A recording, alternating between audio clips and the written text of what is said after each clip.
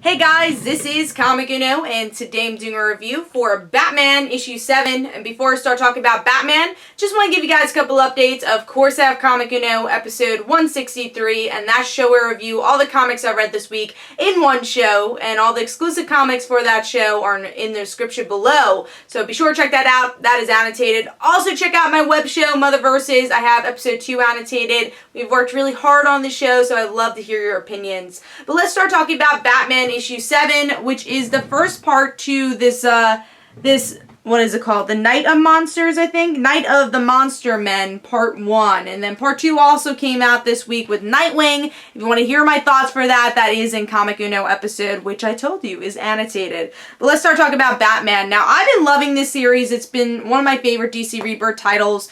But I was a little scared that they were going into this crossover just after they have a lot of great momentum with Gotham Girl and just the whole story they did with Psycho Pirate. I'm like, do you need this crossover that's just kind of stalling things? Let's find out if it was a good crossover and a good part 1. Really cool cover. We get I think the same artist as Nightwing, at least it looks very similar. I do like the art, but it's a little misleading because it is different interior artwork. So the interior art, I think fits for this kind of grittier storytelling, but honestly, I'm just not a fan. I think it's similar to what Constantine used to have. I don't really like the heads. They're kind of weird, the shape of their heads and how small they are. I don't know. I just really don't like the artwork.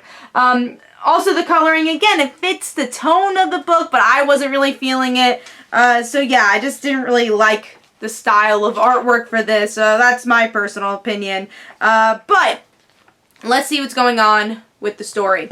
So with this issue, we get to see the Monster Men. It has to do something with Hugo Strange and you know, how the Bat family kind of reacts to that. That's pretty much all part 1 is trying to save Gotham. The part I did like about this issue was it's also this kind of natural disaster tropical storm going on, and Batman's like, I need to save the day because look what happened to Tim. I need to save my people. And the Bat family is like, Batman, you can't really do anything about a natural disaster. You just gotta kind of help people.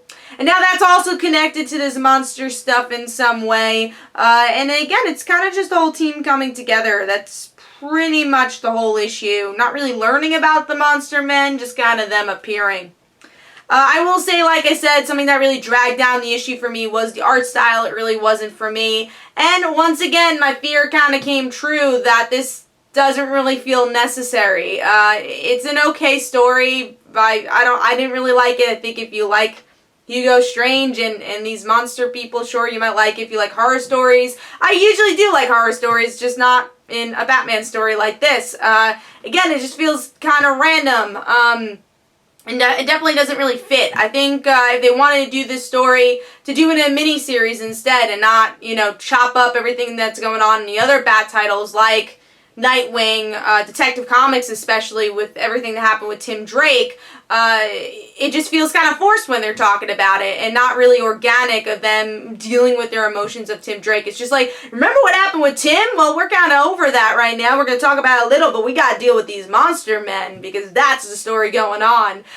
So for me, Batman issue 7 honestly gets 2 stars. I just think it's not where it usually is. I like the emotion and the character building Batman was doing. It's fun to see these characters interact, but I just don't feel like this crossover is necessary as of right now. I'll probably continue it just because I'm picking up pretty much all the Bat titles, so I'll see where it goes. But as of right now, part 1 didn't really do it for me, so I gave that 2 stars. Let me know in the comments below what you thought of the issue. This is Comic Uno. Don't forget to follow me on Twitter. Don't forget to like my Facebook page. Also, in the description below, there are links for my comic book, Like Father, Like Daughter. And don't forget to like the Facebook page of Like Father, Like Daughter. I'll see you guys later. Bye.